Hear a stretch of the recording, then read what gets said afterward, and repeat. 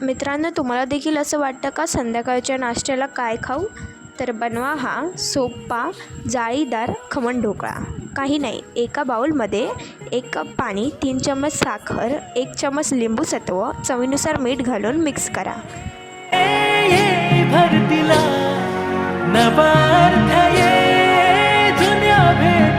आता त्यावर जाळी ठेवून बेसन चाळून घ्या.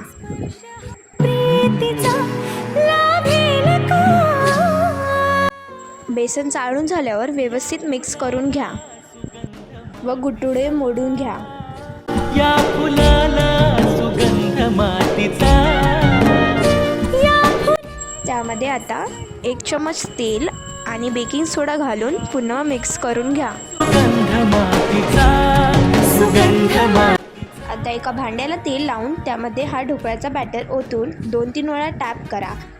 एका भांड्यामध्ये पाणी गरम झालेले आहे, त्यामध्ये हा टीन ठेवून ढोकळा 20 मिनिटं शिजवून घ्या. ढोकळा शिजलेला आहे. आता एका कढईमध्ये तेल, जिरे, मोहरी, कढीपत्ता, हिरवी मिरची घालून मिक्स करा व पाणी घालून त्यामध्ये चवीनुसार साखर घालून पुन्हा मिक्स करून घ्या. ढोकळा थंड झाल्यावर त्याचे कडे मोकळे करून एका ताटामध्ये काढून कापून घ्या.